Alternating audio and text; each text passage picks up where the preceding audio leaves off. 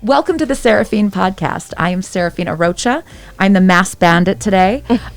You would think that where we began with this podcast, that we wouldn't be here again, but we are. And we're probably going to be going into quarantine again. Mayor Lucas today, or actually it was, I guess, on, what was it, Friday? I don't know what date it was. I'll have to take a look. I want to say it was Friday of this last week. Decided to put back into effect that gatherings are now 10. It reminds me of right when I started this podcast and was trying to raise money and wondering if I should have get-togethers. Today, we're going to be talking all of the things that have been going on in the last few months. And I'm talking with two of the women that I personally have learned from the most this year. And one of the main reasons why we're masked today is because Carrah has got a grandmother who is... mother. It's your mother. It's mother who is an at-risk person. Yeah, due to age and her circumstances right now. Yeah. She's hospitalized. And honestly, with my father, with his diagnosis with ALS, I've been thinking long and hard about it. And we've got Carrah. I'm so glad you're back. And we have Dr. Auburn, who's a contributor to the podcast. I'm so excited to get the two of you together in this room and getting the conversation going with two of the smartest women I know. So as we begin today, I guess the first kind of softball I'm going to toss to you guys is how do you feel about where we're at with the new president? Elect. Dun-dun-dun. We hope. They're still counting the votes. I know. No. What are your thoughts? Let's open it up. It's such a journey. Go ahead. I mean, it's been emotional. I think that we're all on edge. We even postponed our taping so that we could get an opportunity to really break down the nitty-gritty of what's happening in our country. And the night when they were counting ballots, we're all at home, gripping our seats, looking at our Missouri, Kansas, go red, just bleed all over the map. Yep. But there were just spots of hope in other places, Atlanta and Arizona and Pennsylvania. And yes. Things changed. Yeah, it did. I think for me, watching it, my stomach was churning because I'll be honest with you, I honestly thought that it wasn't going to be this. I thought we were going to be looking at another 4 years with you-know-who. I agree. I was relieved, but then I also felt so just angry that the disrespect for this man to where we can't even, he's an elect still. So, Carrah, I want to know, what was going through your brain? So I go through being a former member of a narcissistic relationship. That's where I go. 72 million people can't see a sinking ship. They can't see a murderer. They can't see a sociopath. They can't see a racist, a sexist, a horrible abomination who in skin is a human, but in mind is the most dangerous thing out there. We still have months before he's in. And that's what terrifies me. And it shakes me to my core. I don't think I've ever been this angry and exhausted in my life. As a single a solo parent, doing it all by myself, the homeschooling, and then taking care of mom at the hospital, and then the election, and the fucking full goddamn blue moon. I mean, the planning people, were really bad this year because we had the blue moon, Halloween, the election, and daylight savings time. Planning people got it really wrong. Yeah, followed by Friday the 13th. Exactly. Exactly. Come on, people. I know. So I think personally, when I look at this, I think we have 2 months, and he's already rearranging people in the Pentagon. He's getting loyalists in there, and it frightens me. This idea, duck and cover. There's nowhere to hide from a nuclear bomb. That's the issue. Nowhere is safe. And when these motherfuckers, as malignant as he is, get a hold or start to lose power, that's when they're the most dangerous. Yep. To leave a narcissist, it is the decision at which you start to question and say, I think something's going on. I think I'm ready to go. That's when the relationship is at its most dangerous. And that's when you as a victim will often double down Yep. in the theories. So this switch to all these new social medias Mm-hmm. is the relationship with the narcissist doubling down on the reality that he created. So those are manifestations of his ego. Mm-hmm. And people are doubling down and going into it. And when I'm trying to explain to people, and I do come off as angry and I don't give a shit anymore, be careful. You think you're becoming independent by having alternative places to have your talks. I have nothing against alternative social media.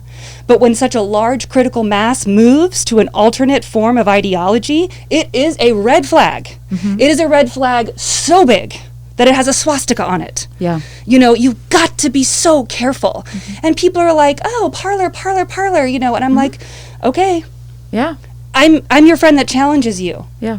Okay. I think also somebody got after me saying I'm a conservative. I have conservative values, which is a total oxymoron completely. And she says, you're not describing me. I'm not racist. I'm not this. I'm not that. I'm like, well, Trump is not a conservative either. No. He's a total abomination. But that party let him in. Yes. And he was able to succeed because of those parties' values. Mm-hmm. You think the end of those things is not racism? You think the end of those economic policies is not racist and sexist? Where do you think trickle-down economics is going exactly? 100%. And the fact that it's never succeeded is beyond them. So I'm really angry and frightened of this total blindness, willful ignorance on a sinking ship. And then it comes down to this is how frightened I get, because you know I'm all about gun ownership Yeah. and like, Yep, oh fuck, 300 million guns. Yep. The Rwandan genocide, first of all, genocides aren't spontaneous. None of them. They are planned. And social media has a lot to do with it. Okay? In Rwanda, all it took was a radio show. That's all it took to get in these minds and do something. And the weapons started getting stockpiled. And the killing became so frequent and so rampant that they cut the Achilles tendons so that they wouldn't have to kill anymore. They could wait the next day so nobody could run away. These are the things that go through my mind when I think about 300 million guns and the switch to a new social media and the switch to new ideology. I think about the books I've read, Yeah. you know, and that if I went to the same high school as some of these people, what books didn't they read? Like, what is going on? So Yeah. I go in all sorts of paranoid. It's, you know, people tell me I'm too smart for my own good, and sometimes I think that's true. If I was honestly, a little bit more ignorant, I think I'd be a little bit more calm. well, no, and I mean, I Not think necessarily. what? Not necessarily. I think now I'm going to toss it back to you because you know this is the first time you two are interacting, and there's definitely I get intense and gruesome. But what I love about her is she opens up your mind, she challenges you, and you also start to feel some things that you know that have been dormant. And for me, you know, as I listen to her, there are definitely things like I want to go back to this alternative social media with you here in a second. When you're hearing this, what's going through your mind? Because you've got two white women here with you. Wah! You know, and I mean, I love you because you keep your cool, but I also am wondering what's going through your head. Well, when you talk about things going dormant, I just think about the Trump effect. It wasn't necessarily something that he birthed, this racism and all these feelings. This xenophobic outbreak that people had was only him stoking the fire of what was already there. And so when we talk about all the rhetoric that he's still trying to put out, he's being successful only because there are so many people that believe it. And not on a surface level, but in their roots, they believe it. Well, 70 million people voted for him. It was a close 72, race. Right. 72. This was not, And I mean, this is where I'm was like, not a landslide at all. People, let's not forget how many people checked the box for him as our Exactly. president. And I think And they're okay with it. And that I'll- says that they're okay with it. Yep. To your point exactly, people will do what they know they can, yeah. Exactly. and it's because And he made it okay. Yeah, and he is a Put reflection. it in a little bit at a time. Right. It started off with microaggressions, you know, little sayings. We're making America great again. When was it ever great?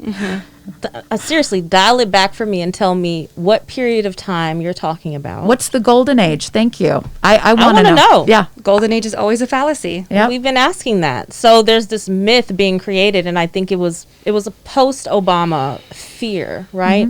This fear of, oh, we've let this black man into the White House. Now it's going to be a woman, or now all of these terrible things will happen. We're tearing down the fundamentals of what American society stands for. And so Trump was able to utilize that fear and run a race on it. Not only run, but be successful. And then continue to kind of flip rhetoric in a way that was more successful for racists. For systematic inequalities to grow, as opposed to them being stomped out. Yeah, be unabashed about it. Yeah. They were Unapologetic. flaunting. Yeah, it's now just flaunting. Completely.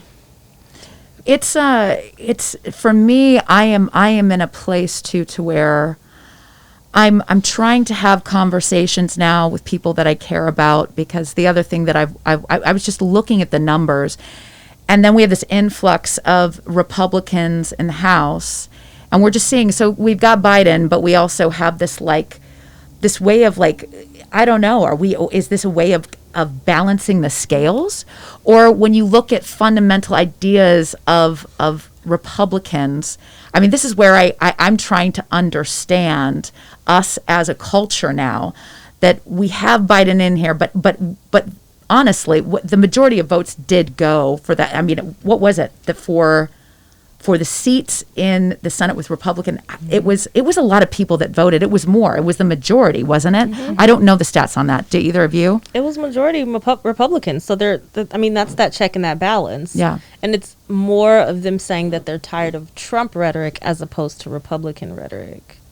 I think that's what that was. I mean, that's what I would like to believe. But then some of the people that have the House seats are... It's the blindness again, though. They're not separable anymore. Because they allowed it to go on for too long. It's been so corroded, that its lid is sealed shut with rust. Like, you can't... Once this has happened, Trump owns the party now. And once he does his own... He's going to do his own channel. He's going to become a multimedia empire person. And then he's going to start his own party. And then run again. Yeah, he'll run under the Trump. He'll run under the Trump party because he won't be able to get done what he did before to the Republican Party. So, the younger ones are going to rise up, and they're going to be that good old fashioned everything's hidden again. But they're not going to be like, and I can't excuse any of it really. But what scares that crap out of me is, I've seen in other countries to where they have people in power, and then you get the religious zealots, or you get Iran's a great example, but someone comes in and it just becomes this fascist kind of crazy person who comes in, and they're like, you know what, with Trump, I guess my biggest fear is he's going to get kicked out, and then he is going to rally the troops. He's going to rally the troops, and he's going to keep stirring the pot and stirring the pot and stirring the pot to where, if we have another election in 4 years, what does it look like? And then my other fear is Biden is older. I mean, he's older. I don't know his health. I think he's planning one term, and then to hand it off to Kamala. Yeah. I mean, that would be the hope. I mean, I think she's frickin' fabulous. I mean, I do, out of everyone that was even up there, this entire campaign, she's the only one I could even get my head around. What's your thoughts on her going in as a president? Do you believe the country is 100% behind her who voted for Biden? No. I think there are a lot of people who were just on the fence and weren't sure what to do. Even me, I am not necessarily a supporter of Biden's rhetoric, but I'm damn sure not a supporter of Trump's rhetoric. Yeah. It's a simple choice to me because Trump does not choose to act in a way that is even humane. And so a lot of my struggle really came from the yoga community in Kansas City and the people around me who I've developed these relationships with, and then they show their true colors when they start to talk about Republican rhetoric or Trump rhetoric, and that's the furthest thing from our path, our yogi path. So that was a big deal for me, I think, for sure. In context of going back to the vice president, it's important for representation. for there to be a black woman, for there to even be a woman in the second highest seat in office in these United States. That's impeccable. I don't necessarily agree with a lot of her rhetoric and some things that, were happening in her political power in California, but at the same time, once again, representation matters. And so it's just a very small step. Everything to me is just a super small step in the fight. What's your thoughts? None of them are progressive enough for me. Yeah. I mean, I've lived in a socialist country, and it was so much less stress. Yeah.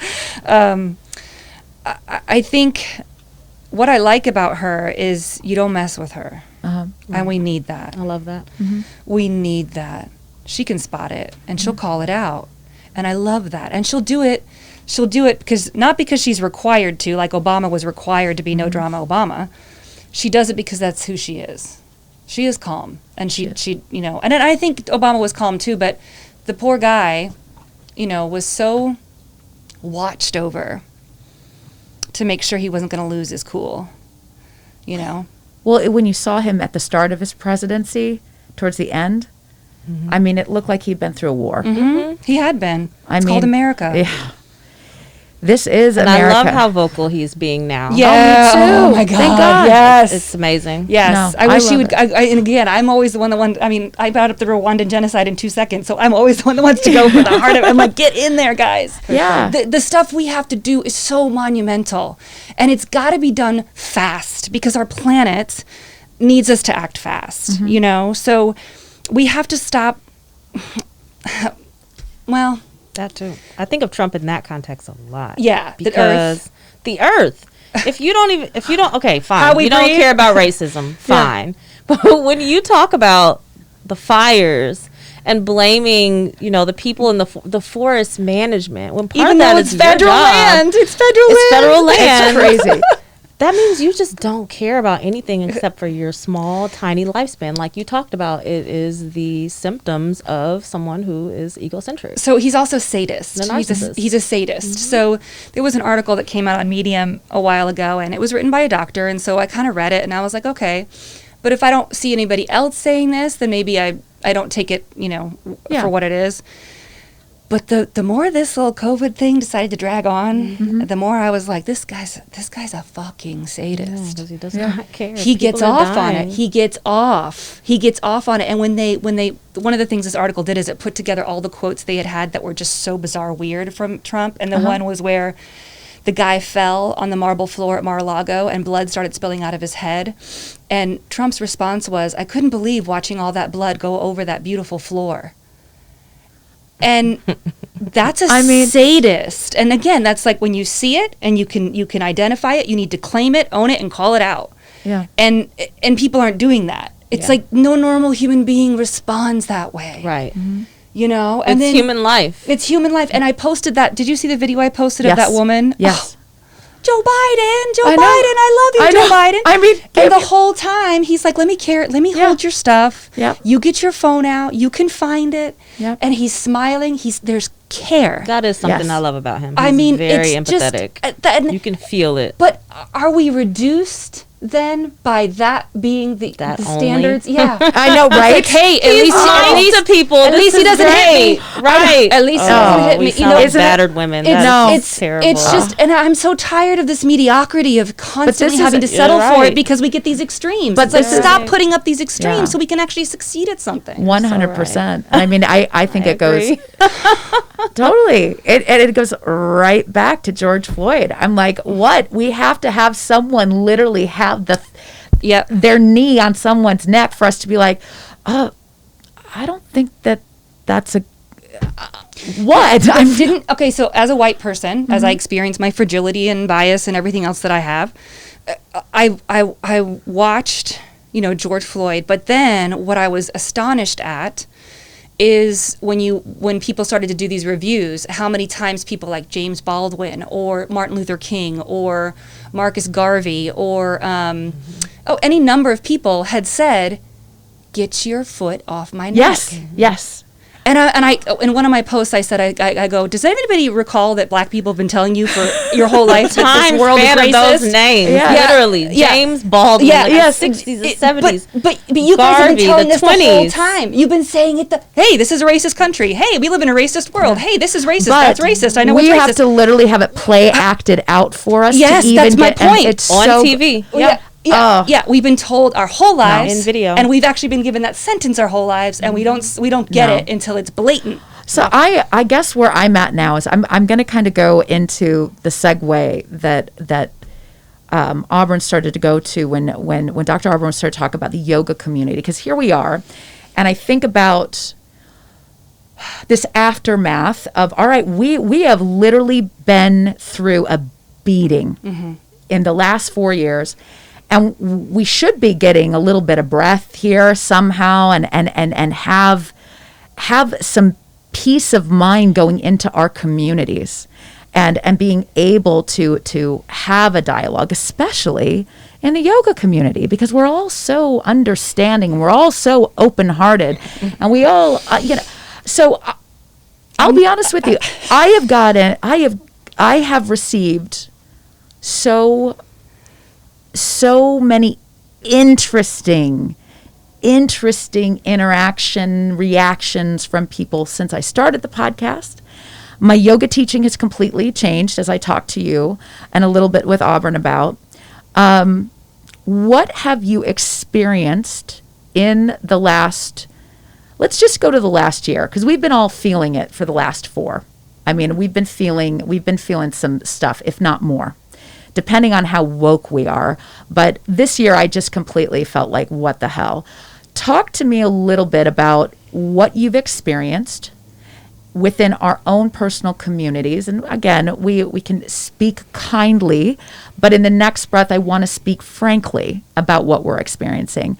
Where do you see us going with this kind of counterculture of the yogis? And where, as teachers, the 3 of us, where would you like to see us going as leaders in a classroom or in teaching this experience? I'm going to have you start. I think people are not qualified to be teaching what they're teaching. I think when you do a workshop on shadow work and you're not a psychiatrist or a psychologist, you're getting into some dangerous territory. I think we have to respect the human spirit. I think we have to respect its stories and its traversing through this cruel world.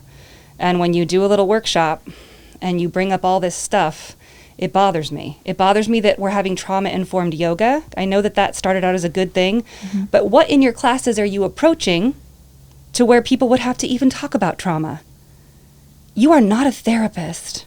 And as much as I think this ego shit about, and I'm saying Western ego, I'm not saying Eastern ego, what the sense of Western ego, the overinflation of oneself, has permeated so much into yoga culture in America in general, and it started in India too. Look at those gurus, and we can't let them off either. No. But the propensity to want to be a healer because you yourself have suffered and probably haven't processed it enough to know that once you're healed, you don't have to heal others. You can encourage and be there and hold space. That's pretty much what you got to do.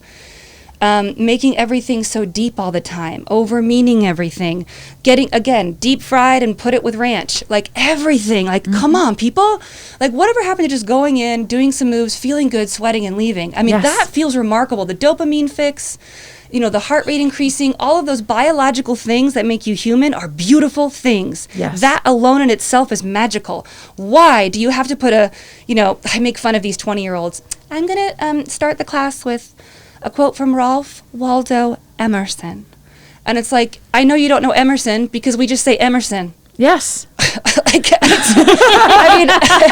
Ralph Waldo, where is Waldo? Yeah, it's just like, they have to overly mean everything. There's a word for it. It was just in the Queen's Gambit. It's in like the 3rd or 4th episode. It's a word for people that make connections with things that aren't necessarily related. And when they do that too much, it causes craziness. And it's one of the first symptoms of schizophrenia. And well, it's almost like a conspiracy theory of knowledge. So I run into you at a yoga festival. Oh my God, we are meant to meet. This is totally it, because this is what's been happening in my life, and blah, blah, blah, blah, blah, blah, blah. Oh, this is what's happening in my life, blah, blah, blah. We cry, cry, cry. We meet for this cosmic reason.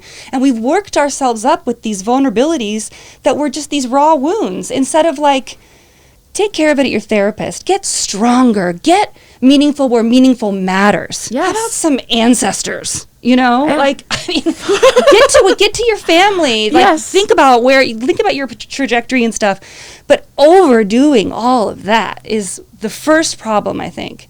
And then we get into this idea of self-importance again, the healer, I'm here, I'm leading, whatever. And maybe you shouldn't be feeling that way. We had to be so careful that we're not wounding people for unnecessary reasons. I completely agree with you, 100%. That's just part. But no! I'll stop talking. No! We're I'm an angry yoga teacher right now. So I want to know what's changed in your teaching.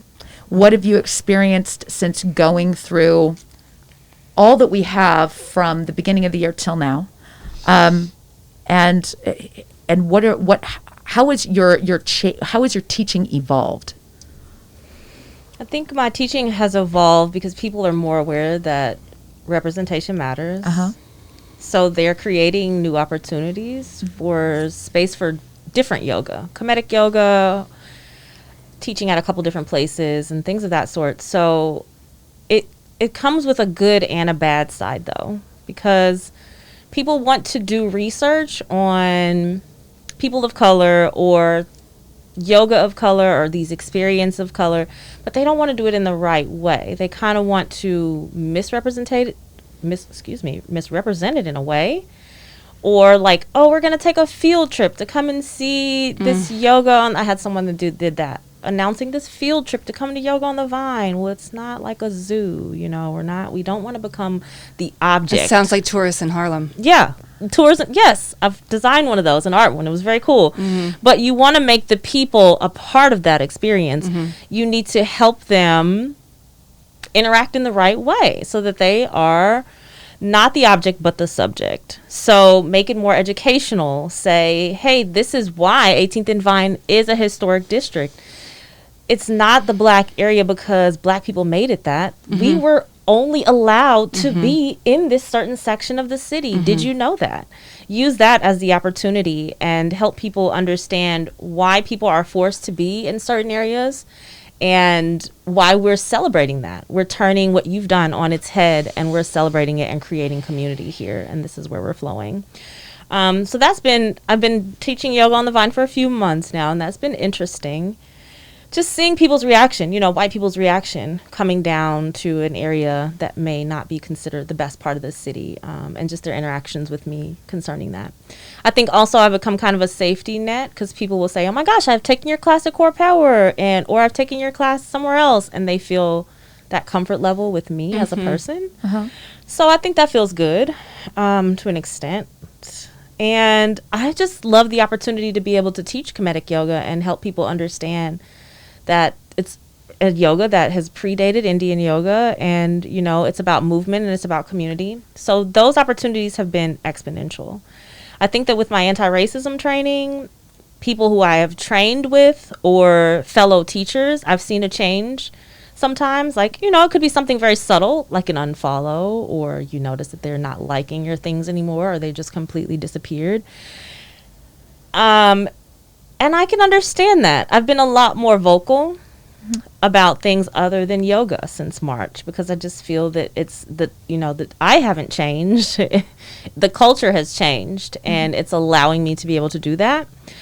And I'm jumping on the opportunity. So I always welcome people who genuinely want to learn something new. I know a lot of people have been using diversify your feed and things of that sort. And I think that that's important, but not if it's something that you're trying to mock or something that you think is ridiculous. If you think that anti-racism training, doesn't exist, or someone's just drinking the Kool-Aid, as Trump, I believe, told one in one of his interviews. I can't remember who it was with, but he told him, they were discussing institutional racism. He's like, wow, you really drank the Kool-Aid. That you was really to believe Bob that? Woodward. Yeah, again, Thank you. narcissistic. It's the flipping of reality. You really believe that, and kind of laughed at him, you know. So if people are making a mockery of what I'm doing, then unfollow, you know. But if you want to be genuine and you genuinely want to learn something new, be inspired, and be able to offer challenges to the people around you to be a better person. And if you want to change, I welcome that. Right. Change. You want to do something different. Yeah. You want to feel something different. Yeah. So those have been the changes. And I've definitely gotten to some debates with a few people because I'm not afraid to, you know, hit you in your DM and say, this is inappropriate and let me tell you why. One person posted, they said, let's see, you know, Republicans are upset, but no American cities have been burned down or something of that sort. And I said, this is because the majority of them don't live in cities. They live in rural towns where buses don't run. And this kind of rhetoric, stupid rhetoric, can be repeated between the two of you, you know, between people. So we need to realize what we're talking about. A lot of those areas that we're talking about, the red areas, are rural areas. They're mostly white. They don't even have people of color in these situations. And so there's no representation. There's no one for you to be able to bounce anything off of. And so when you move to Kansas City and that's the big city for you, and this is the rhetoric that you're repeating to the people around you or to your students, then that's toxic, especially in a yoga community. It's very toxic. You know, I found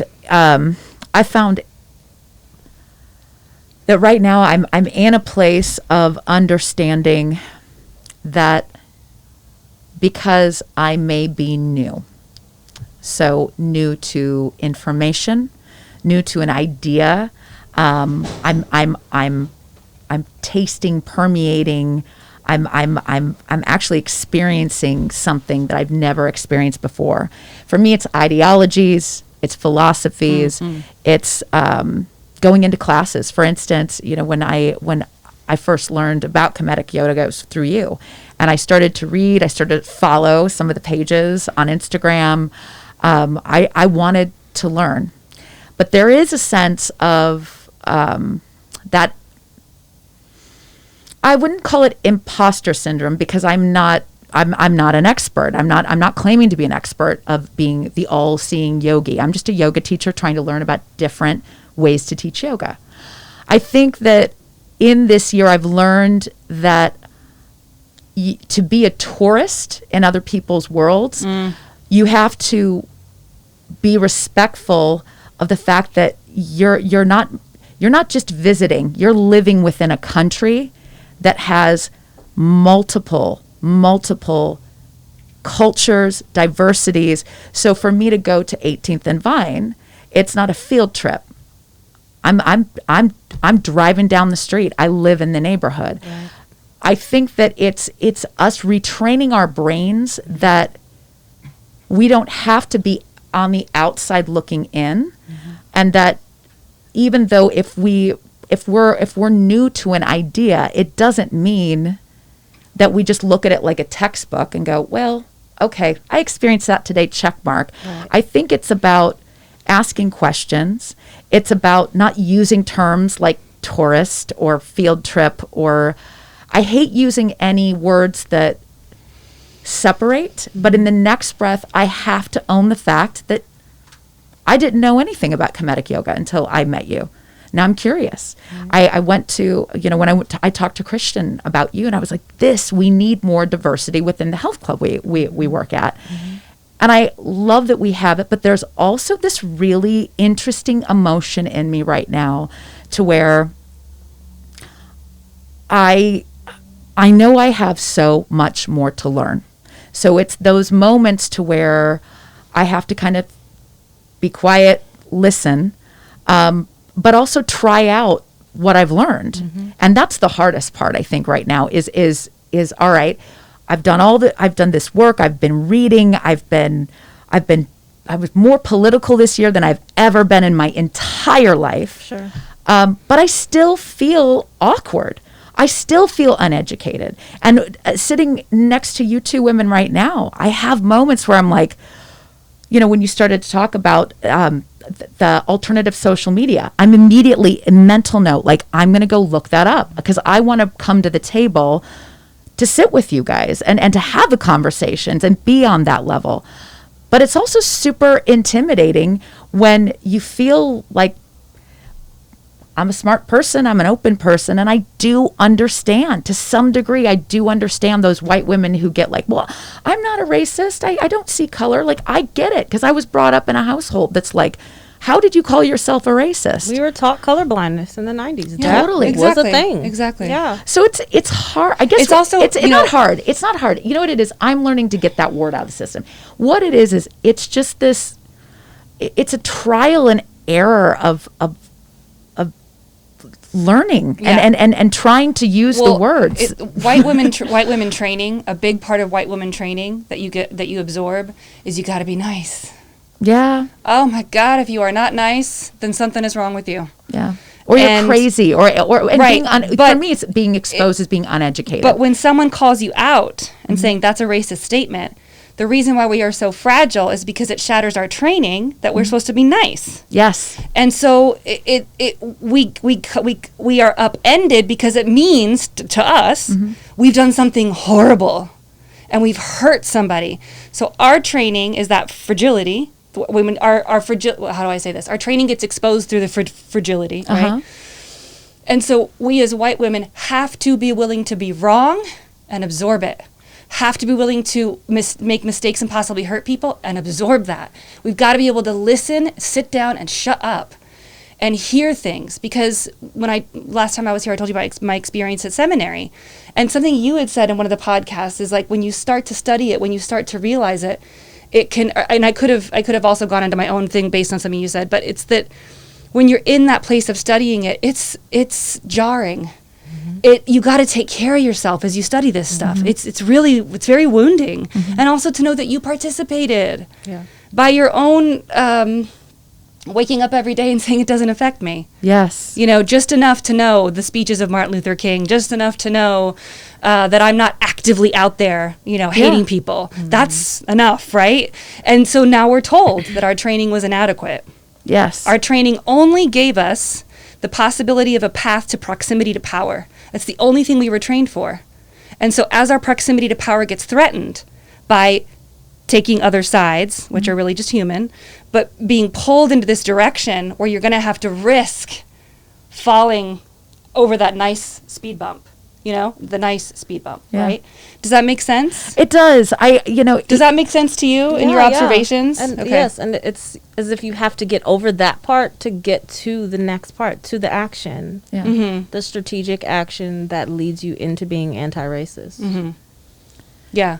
It's overwhelming. I mean, it's overwhelming some days, and other days I'm okay. But there are days where, I sit down and I can't even measure. I can't even measure the frequency. Like, my energy is just like, because I've been learning so much, and it's like that Queen's Gambit. Gambit, yeah. It's that influx of all this information, all of this growth, and then wanting somehow to apply it.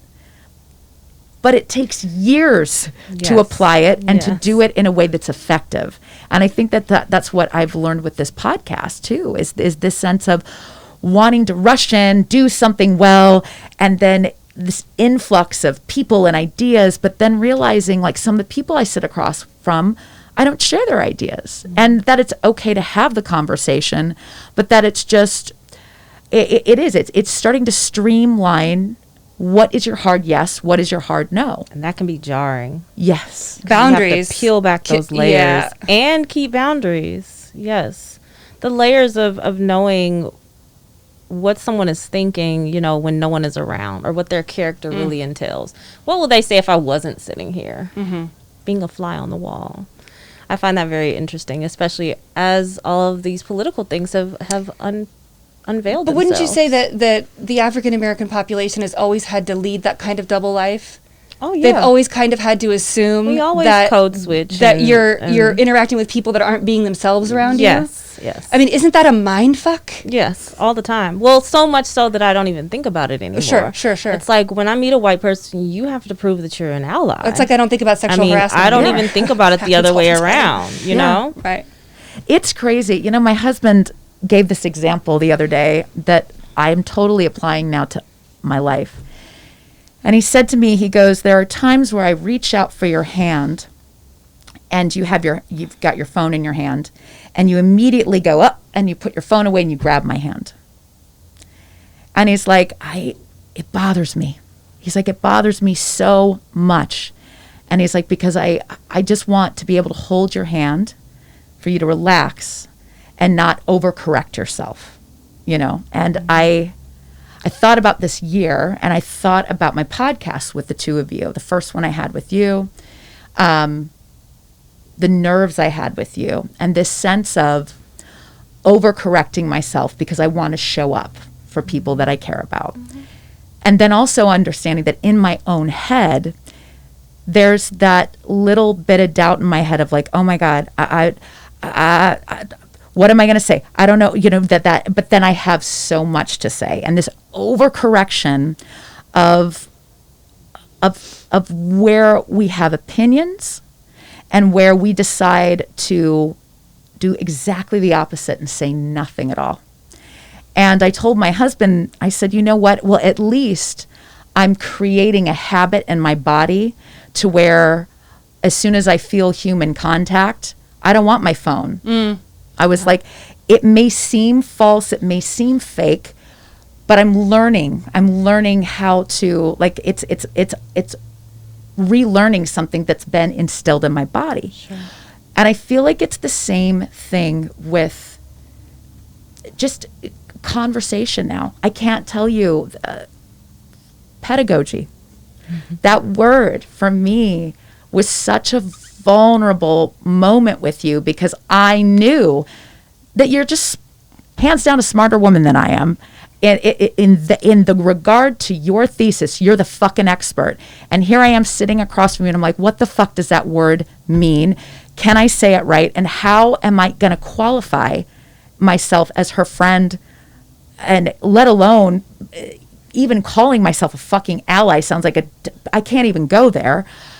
So it's this really weird place. But I loved that vulnerability about you, though. That's part of the thing that makes you a human, and B, an actual friend. Yeah. Because you're not afraid to have that moment. Going back to your thoughts about perfection and how you're trained to be nice and to be perfect just as a white woman, you were willing to not be perfect. You were willing to make yourself vulnerable to a black person. Oh my God, the audacity, right? And so that's amazing. It's crazy. And I feel the same way about you as well. I mean, it's for me, I am so in awe of the way that you receive information, the way that you apply what you know, and the way that you express yourself is so, to me, I am in awe of how fearless you are. And it just... I'm pissed. I know. I'm old and pissed. Like, come on. But I love it because it gives, it's like a burst, it's like an adrenaline shot, you know? And I think that we need to have conversations, and we need to speak specifically, and we also need to say, I don't know what the fuck you're talking about. Right. Yes. So I don't know what the fuck you're talking about with the alternative social media. Mm-hmm. What is that? Explain it to me. So I want to get back to one thing too, because I think one of the things we struggle with as white women is, so in the black community, there's the idea like, because I'm going to be vulnerable because I don't know if I'm saying is correct or not, but when we make a mistake, we always want to know what was the mistake. Because we're totally. I didn't know that certain things were racist. I had no concept of that, no idea, you know. And then it's like, well, how could you not know? And it's like, well, because it never entered my world, you know, things like that. And so there's this idea that if we make the mistake, then some people in the black community say it's not up to me to tell you why. You got to do the research, and often we feel like, where do you start? Because I don't know where the offense was, you know? So you have to be willing to get there and be there. And then you've got to use your mind to start to dig yourself out of that and find the resources you need. There are people in the community, Dr. Auburn, Nicole Hines is another one, that are like, I'm here for information. Yes. But You also know? not for free. Exactly. Right. Not right. for free. Right. 100%. No, that's a whole nother issue. Totally. Yes. It's just like going to You're a fucking raising therapist. money. Yeah, I'm exactly. sorry. Yeah. What did you say? I said it's like going to a fucking therapist. Yeah. I mean, the one thing you're not responsible. Exactly. Totally. Yeah. Yes. I hear people who are raising money for, people of color for scholarships for yoga and things of that sort, but they don't want to pay black people to teach. I'll come teach for you. I'll be your representative. Yeah. Yes. But not for free. That's part of the economic development. Yes. That's part of the problem that we're talking Yes. about. I am quality. I'm a quality instructor. I'm a quality educator. I check off all the boxes, and so you have to respect that. Yeah, people will also use abusive karma. Right. That whole abusive karma, which is just enables slave labor all the time. Oh, exactly. And isn't it wonderful to watch this philosophy just bleed into slave labor like they all do? Because every single thing falls to capitalism. It totally does. Exactly. And It's we why- live in a capitalist society. exactly. So why not just It's- honor that as we work together? How dare Totally. you ask for money when we're all here for money? It's like I can't Right. stand that Oh, logic. I can't either. Oh, Let's go mop the floors of the ashram because it's our dharma. I'm like, fuck that shit. Yeah, yeah. Sorry, guys. yeah, it's interesting you talk about like my mind and stuff because as we're speaking the whole time I'm thinking I didn't mean Marcus Garvey, I meant Medgar Evers, and like that's driving me crazy that I got those two mixed Yeah. up. You know what I mean? And I'm just like, said that. you know? Isn't it? It's interesting. The checks and balances have become so important to me now. Before I'd kind of let things go, if a name or if I said something and it wasn't quite right. Now I realize how important it is to get it right. And especially when you're talking about someone's culture, their ideas, their belief system, you're quoting them. I mean, I don't want to just hyphenate Ralph Waldo Emerson quote. Drives me crazy. Drives me crazy. I mean, so I want to go back because I'm always about learning. So talk to me about explain Alternative social media. Yeah, I'm so curious. What is So this? what's happening is the 72 million are not getting fed. They're feeling as if the left, which is now pretty much Antifa to them, is not, we're all going to fall away into a violent, angry mob. That's pretty much all we're going to do. So they're going to these alternative, there's a new Facebook, there's a new Parler, or there's a new, the new Facebook is Parler, which is pretty much conservative right-wing, and that people have been nicknaming it Mindspace. Oh, interesting. Yeah. So do they have like a little I don't questionnaire? think any of those people actually read Mein Kampf anyway, so it's not like they don't Mein get it, Kampf you know. No, I get it. So, there's a lot of rhetoric that's very interesting because I just got in an argument with a woman yesterday about this, where she said, you keep calling out this Q stuff. This was to one of my friends. You keep calling out this Q stuff and you're just basically suppressing opinions. You're suppressing all these things. And what they're not understanding is that we're not suppressing opinions. These aren't opinions. These are dangerous ideologies and they cannot see the difference. And it's dangerous and it's frightening. So this is going to create a seed bed for all this stuff to grow. It's like Goebbels on acid. I mean, Goebbels was in charge of the propaganda for Hitler, and he was a master. I mean, he had it down. He had it down to like picking, the painters for all the oil paintings they did of the new revised Three Muses. And I mean, Nazi art was amazing. They bussed people and took people out in rails, trains and everything out to watch movies and then bring them back in. So this is what's happening. I mean, this is what the social media is doing right now. And you're going to erupt and find bloggers, YouTubers, TikTokers, all devoted to this ideology, and it will swell and grow. And the danger really also is this whole thing is international. You look at Modi in India, you look at the new president in Hungary who's basically suspended the constitution in Hungary. You look at Brexit. You look at Bolsonaro, who's just letting everything burn. Again, destruction of the earth. I think he's probably another sadist. Yeah. He's almost like Nero. He's like sitting there watching it all burn. So this is why alternative social media is a problem. Not because it's alternative, because a critical mass. So you're looking at things that have to be right? We're looking at the perfect storm here. There's enough people, enough economic strife. We have a pandemic. The earth is dying, so there's an anxiety we've never had before, ever on the planet, this collective anxiety. And you're going into whole different. You're basically creating a whole different substratum of society just now, So an underground one. So for people to go to this alternative not so social underground, media, actually. is it the same concept of like, I mean, very dumbed down version of like when you go to a Facebook group and you have to answer certain questions? Like when I was on the Facebook group for Black Lives Matter, I had to they asked me 6 or 7 questions before I was allowed into the group. Now with this is a whole nother just stratosphere, but to be a part of it, you have to, I mean, how... Somewhat. So Parler, yes. Uh-huh. Things like 8chan, no. Anybody can go on 8chan. Interesting. Yeah, 8chan's scary. You know, there is monitoring on Parler, and I have had people, you know, take screenshots of like when something comes up and it's like, this isn't right, you can't say this. So the censorship freedom they're looking for isn't going to be all there in Parler. Interesting. So how do you guys feel about just freedom of speech and how it has been just dissected this year? It's been so interesting to hear what people believe.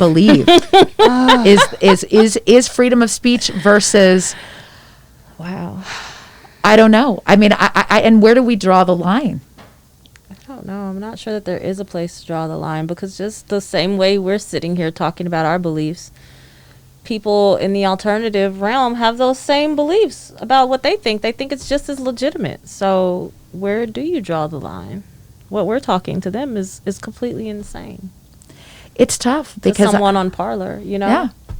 It's dramatic to talk about the world dying. Yeah. That's what they say. You're so full of drama. All this scare tactics. We've heard it all before. I'm like, no, you haven't. You know, actually. did you you haven't guys- heard that we're going to No. lose fresh water to drink in Global 25 warming years. actually Right. hasn't been happening. Well, it's interesting because I was watching Bill Maher the other night, and Bill Maher just, the way that he explained why we have this thing in us to where if you're too far left, he's like, you know, he's like, even for me, he's like, I'm sorry. He's like, you know, we can't, like that. He was talking about cancel culture. He went into... It was the congressman that said that Yes. nobody listens to people that say Latinx. Yes. Again, I mean, I was sitting next to my husband, he's Hispanic, half, and he's like, he just kind of shook his head and he's like, I understand where Bill Maher's coming Exactly. from. Well, it was the well, if you he's the Hispanic congressman who said that. You know, it's like people walk around with Latinx, and my people have absolutely no idea what these people are talking about. Yeah. So it's that woke versus so woke you're detached. Yes, and that's where I'm just like, I We miss the mediators. We Yes. miss the middle people that like got the education in there, and then so we could rise together. Yeah. And now you've got these super woke, you know, people graduating from wherever saying these new words that they learned in academics, which haven't come down to the mainstream yet, which is always how it works. It starts academically and then comes down. You know, like the Xmas. Oh my God, this drove me crazy.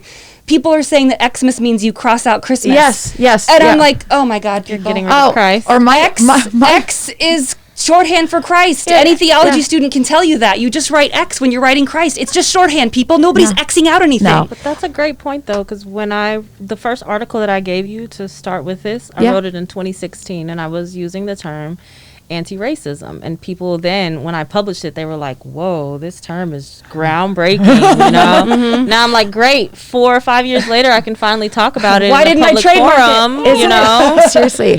So Well, it does trickle down from academia, for sure. It blows my mind because but for me, what starts to get under my skin though is just stupid stuff like Anne Hathaway playing a witch in a movie with 3 fingers, and they're like, oh, you're offending the people that have lost, you know, 1 or 2 a finger or what. And I'm like, oh my Lord, like I already am in a state of open-mindedness, and I want to learn and I want to grow. But there comes a time where I'm like, how are you check and balancing every little thing? I mean, and she had to write a public apology for playing a witch. She shouldn't have. And again, I don't know. If Trump can get away with all the shit he gets away yeah, with, then Anne I'm Hathaway sorry, can Anne play Hathaway Wait- does not Witch have with to 3 apologize. I mean, that's what acting is, isn't it? Yes. Like, you know, it's you know, yeah. Should we have paraplegics audition for a paraplegic role? Yes. Yes. Yes. Yes. But whoever auditions and whoever wins is the one who's the actor. You know Yeah. what I mean? It's about equal footing Yeah. and representation. Right. You know? I was going to say, why can't we just turn on our head and say, thank you for doing that and showing ableism? And Yeah. at the end of the day, you just sit here and you go, ay, ay, ay. But I have to say that I am happy that through this whole shit show fuck of what this year was, that I came out of it with 2 friends that are absolutely 100% have showed up for me in so many ways this year. I thank you both for both fun. being a part of this. And I can't wait to have us, the 3 of us together again, because I mean, you know, as soon as I get the countdown, I'm like, motherfucker, we have so much more to talk about. Yeah. But I have to say, I'm a better woman this year having known the 2 of you, and I can't wait to have you guys back. So thank you guys both. Thank you. I I'm adore so you glad two. to finally meet you. Yes. So Yes. Sarah, thank you. Seraphine, thank you for Thank the you. platform. Thank you. Thank you you, thank guys. I am a smarter woman because of these 2 ladies. Thank you so much for joining me today on the Seraphine podcast with Dr. Auburn and Carrah Quigley. She is a doctor in my mind as well. These 2 women, please, if you want to know more, they're both active on social media. They have opinions, they have views, they have ideas that they can share. They're always, always open to having conversations. As long as you're going to listen to them, they'll do you the courtesy and listen to you. They may not agree with you, though. On that note, have a wonderful night, day, morning, wherever. Click subscribe. See you later.